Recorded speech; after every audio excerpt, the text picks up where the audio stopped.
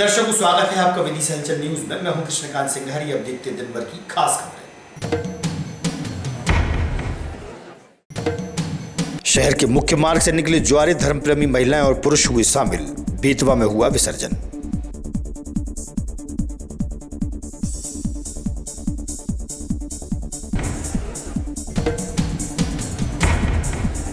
जन सुनवाई के दौरान कलेक्टर ने सुनी आवेदकों की समस्याएं, जानकर किया निराकृत।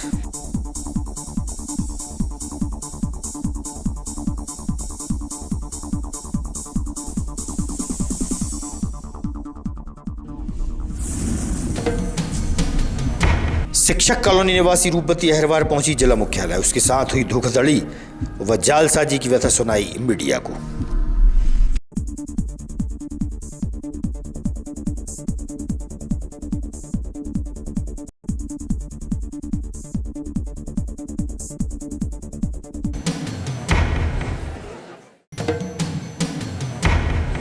अब खबर विस्तार से।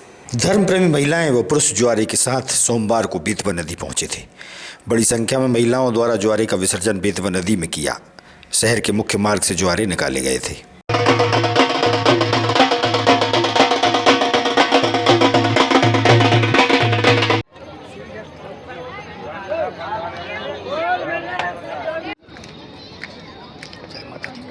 जय माता दी। जय माता दी। जय माता दी। जय माता दी। जय बोलो जय माता दी। जय माता दी। जय माता दी। जय माता दी। माता माता की जय। माता माता की जय। माता माता की जय।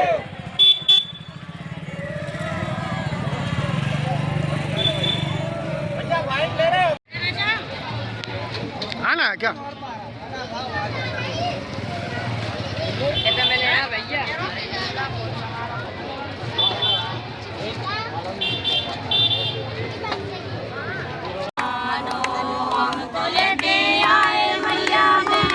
गीता भाई। हाँ। ये जो जवारे बोती क्या परंपरा है? ये परंपरा है माता रानी ये खुश करने के लिए 9 दिन तक अपन बैठाते हैं घर में। क्या नाम बताया आप? हाँ, खुश रखे अपन। आपका नाम क्या है? गीता। कितने वर्ष से आप जवारे लगा रही हैं? कई वर्ष हो गई हम। 60 साल हो गई। कोई मन्नत वगैरह मांगती हैं आप? मन्नत उनकी सेवा खुशी रखे। मन्नत घर परिवार अच्छे चले, अपन लोग अच्छे रहे, उनकी सेवा जैवन और अपन कर नहीं पाए। हाँ, जैसे सेवा करता हूँ उनकी। घर में और कौन बोता था पहले आपके? हाँ, सब बोते थे हमरे आजे पर आजे। हाँ सब।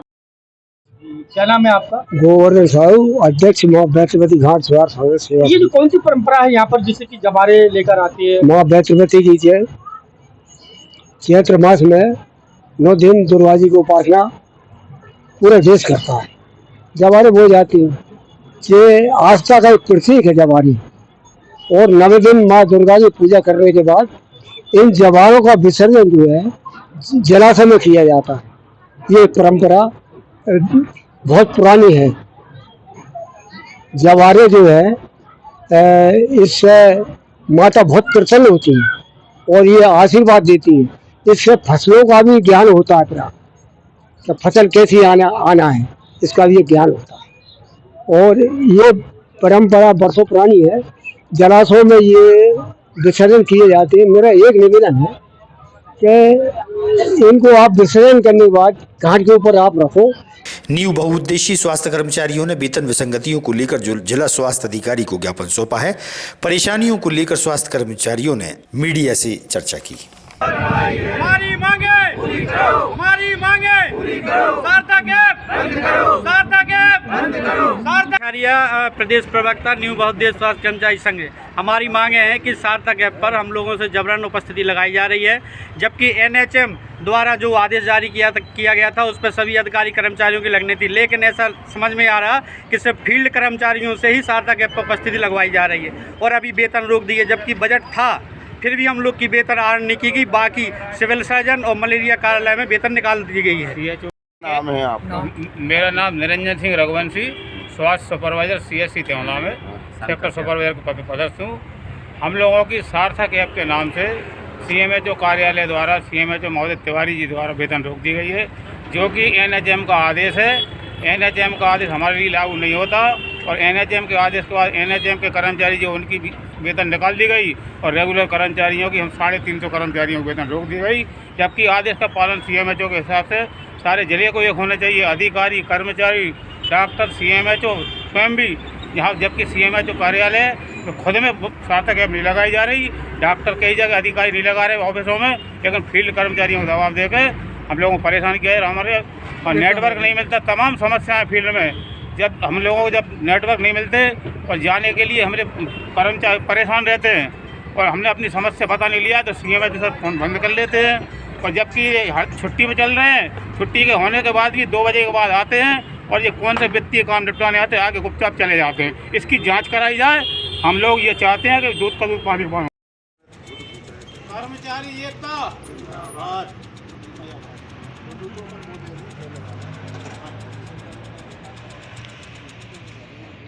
कर्मचारी एकता जिंदाबाद, कर्मचारी एकता जिंदाबाद। हम अपना अधिकार मांगते नहीं, किसी से भीख मांगते। जी भैया अपना परिचय दें। मैं OPS राजपूत, क्या है आप? मैं संघ का प्रांतीय संयोजक हूँ। कौन सा संघ का? न्यू बौद्धेश्वर स्वास्थ्य कर्मचारी संघ का प्रांतीय संयोजक। किस तरह की समस्या आ रही है आपको? हम लोगों की विदिशा जिलों की पहला नंबर तो ये है कि हमारी मार्च माह का वेतन आहरण नहीं किया गया है। एक MD मैडम का आदेश आया हुआ है, वो NHM लोगों के लिए है, लेकिन हम लोग नियमित कर्मचारियों को भी वेतन रोका गया है इस माह। शहरी संस्थाओं के लिए है वो जो आदेश मैडम का निकला है वो। हम ऐसे कितने कर्मचारी जिनका वेतन नहीं है आपको? हमारे ये विदिशा जिले में वो संविदा वालों के लिए वेतन कुछ ब्लॉकों में निकाल दिए, पीपल खेड़ा को छोड़ के, जबकि वो संविदा वालों के लिए आदेश था और नियमित कर्मचारियों को रोक दिया गया है। किस तरह की कार्रवाई चाहते हैं आप? किस तरीके का आप न्याय चाहते हैं? हम चाहते हैं कि जो सार्थक ऐप का जो MD मैडम का जो आदेश आया है वो NHM कर्मचारियों के लिए है, न कि नियमित के लिए। अब क्या चाहते हैं आप? हम चाहते हैं कि सार्थक ऐप हमारे PS महोदय या कमिश्नर महोदय से आदेश आए उसका हम पालन करेंगे, NHM का नहीं करेंगे। प्रत्येक मंगलवार को होने वाली जन सुनवाई के दौरान कलेक्टर रोशन कुमार सिंह ने आवेदकों की समस्याएं जानकर निराकृत की।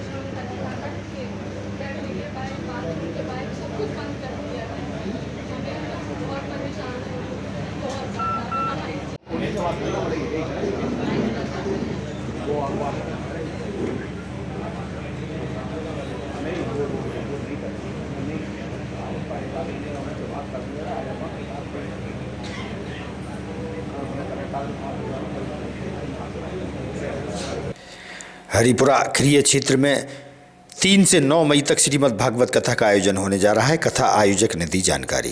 क्रिया में किस तरह का आयोजन होगा, कब होगा और कितने दिन तक चलेगा? ये दिनांक 3 मई से यहाँ कलश यात्रा निकाली जाएगी।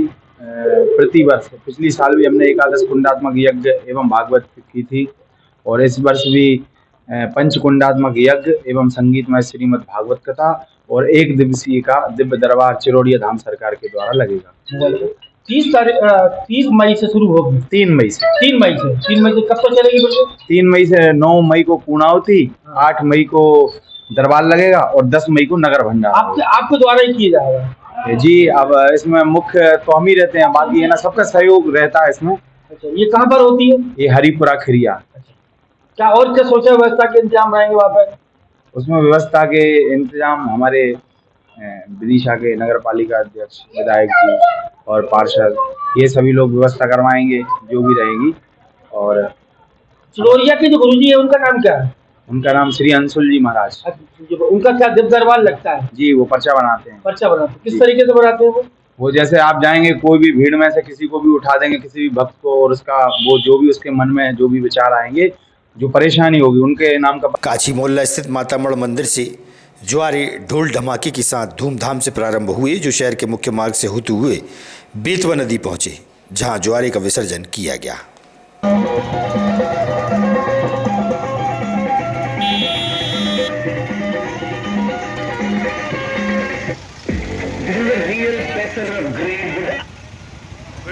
धुआं निकाल दे रहा मुंह में से।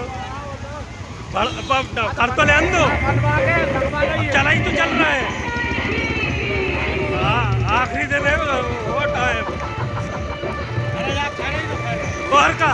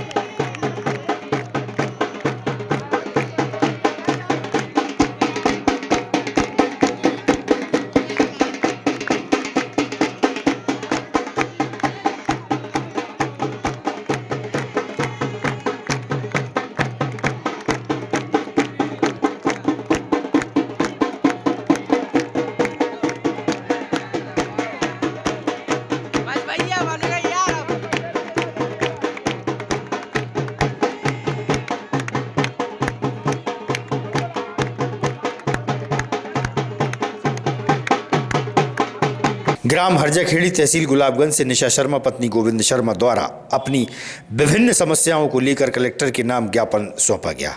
दबंगों से परेशान होकर प्रशासन से न्याय की गुहार लगाई गई है। जनसुनवाई के दौरान अपनी बात कलेक्टर के समक्ष रखी।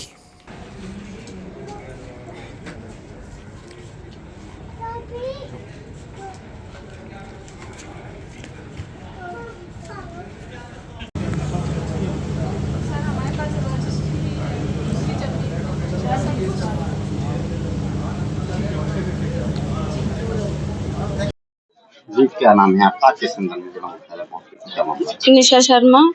और हमारी जमीन पे कब्जा कर लिया है दांगी परिवार ने, इसलिए हम यहाँ आए। इससे पहले भी कई बार आ चुकी हैं, कोई कार्रवाई नहीं हुई क्या? नहीं सर। कहाँ पर कब्जा किया, कितनी जमीन पर कब्जा किया, कौन सा नाम, पूरी बात बताइए। हमारी जमीन थी उस पे कब्जा कर लिया गया। कहाँ पर? खर्जा खेड़ी में। कहाँ पड़ता है ये? गुलाबगंज तहसील। किन के द्वारा किया गया है? दांगी परिवार, राम बाबू दांगी। कब किया गया था कब्जा? हमें जानकारी नहीं। हाँ, कितनी जमीन पे कब्जा किया? ये भी हमें मालूम नहीं, लेकिन 7-8 बीघा है और उसमें तार फेंसिंग कर ली गई, चीराबंदी कर, कल्टीवेटर सब कुछ करवा के, और उन लोगों ने, और हमारा केस चल रहा है और हमारे सारे जेंट्स जेल में बंद हैं। अर्चना शर्मा। जी, किस संदर्भ में आज जिला मुख्यालय पहुंचे? हमारी हरजाखेड़ी गांव है, उधर हमारी जमीन है, तो दांगी परिवार ने हमारी जमीन पर कब्जा कर लिया है। राम बाबू दांगी और क्या नाम है, लक्ष्मण दांगी, राघवेन दांगी, और बहुत बड़ा परिवार है उनका, तो नाम हमें भी मालूम नहीं है उन लोगों। और हमारे 3 जेंट्स जेल में हैं और हम इसलिए जमीन के कब्जा के चक्कर में इधर कलेक्टर साहब के इधर आवेदन देने आए, और हमारा एसडीएम साहब के इधर केस चल रहा है। क्यों गए थे जेल में, क्या बात हुई थी? वो लड़ाई हो गई थी, वो खुद हमारे घर में आकर लड़े, लड़ाई हो गई, तो उस संबंध में हमारे घर वाले जेल में और उन लोगों के ऊपर कोई कार्रवाई नहीं हो रही है। किन धाराओं के अंतर्गत बंद किया? 307 धारा लगा दी गई है और वो उनके ही डॉक्टर हैं, सब कुछ उन्होंने ही कर लिया। मेरा नाम ब्रजेश शर्मा है। मेरे ससुराल हरजाखेड़ी में 4 जनवरी को विवाद हुआ था, जमीनी विवाद था जमीन को लेकर, जिसका एसडीएम महोदय के यहाँ केस, बटान का केस चल रहा है। इन्होंने 2019 में गलत तरीके से बटान डलवा ली गई थी दांगी परिवार द्वारा, जिसमें रामबाबू दांगी, लक्ष्मण सिंह दांगी, राघवेन दांगी, और सन 78 से वो जमीन हमारे ससुर साहब पे काबिज 40 साल से वो वहाँ जमीन रखे हुए हैं। इसके बाद उसका विवाद हुआ, विवाद होने के बाद उन पर 307 की धाराएं लगा दी गई। वो अभी तक जेल में है, पिछले 3 महीने से 55-60 दिन हो गए हैं, 55-60 दिन से वो जेल में है। और इसके बावजूद तहसीलदार मैडम ने वहाँ उस जमीन पर आदेश निकाल दिए हैं और निकाल रहे हैं, उनकी गैर हाजिरी में ना कोई सूचना दी गई और सामने वाली पार्टी को कब्जा दिलवा दिया गया है। और उसका केस एसडीएम महोदय के यहाँ अपील उसमें हुई है। 3-4 महीने पहले उन्होंने अपील की थी, अपील चल रही है उसकी। इसके बावजूद भी तहसीलदार मैडम ने वहाँ उस जमीन पे कब्जा दिलवा दिया गया है और ये पीड़ित परिवार है। इन लोगों की लेटरिंग मेटरिंग सब बंद कर दी गई हैं और बहुत परेशान कर जा रहा है। 4-5 महीने हो गए हैं, इतना परेशान करा जा रहा है, बहुत ज्यादा। तीनों लेडीज अकेली हैं और सब जेल में हैं। अभी कलेक्टर से मिले आपका? कलेक्टर साहब ने आश्वासन दिया है कि आप जाइए और एसडीएम साहब से मिलिए, एसडीएम साहब से जाके बताइए आप, उनके यहाँ अपील भी चल रही है। वो राजस्व की टीम और एक पुलिस की टीम दोनों पहुंचाएंगे। शिक्षक कॉलोनी निवासी रूपवती अहिरवार पत्नी राम सिंह अहिरवार ने मीडिया को बताया कि बैंक ऑफ बड़ौदा से स्वरोजगार योजना के तहत 4,47,000 रुपये का लोन स्वीकृत किया गया था। बैंक मैनेजर और अन्य व्यक्ति पर जालसाजी और धोखाधड़ी कर पैसे निकालने की बात कही है और पुलिस अधीक्षक के नाम ज्ञापन प्रशासन को सौंपा है और न्याय की मांग की है।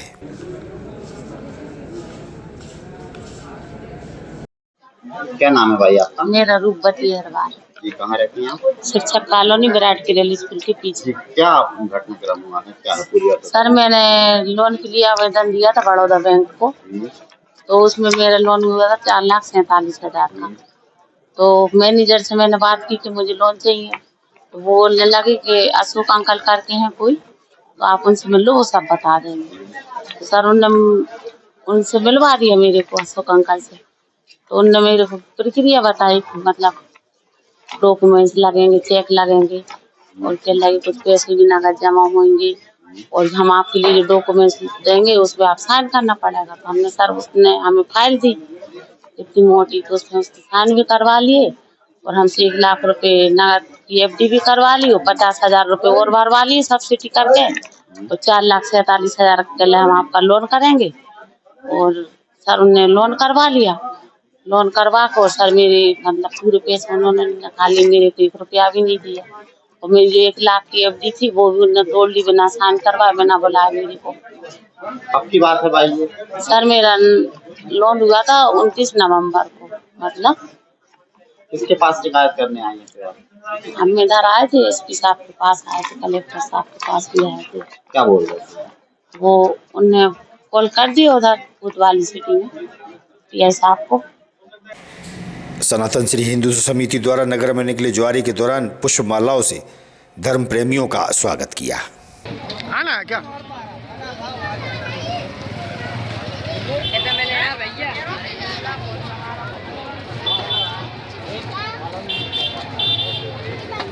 सुभाष बोहत नाम है मेरा, हिंदू उत्सव समिति का जिलाध्यक्ष। जी, ये क्या परंपरा है आपकी नवरात्रि में, दशहरे के बाद? देखिए, हमारे पूरे शहर बल्कि पूरे देश में जवारे बोहने की और हमारे इष्ट देव की पूजा करने की, घर के देवी देवताओं की पूजा करने की एक परंपरा कई सैकड़ों वर्षों से हम मनाते आए हैं।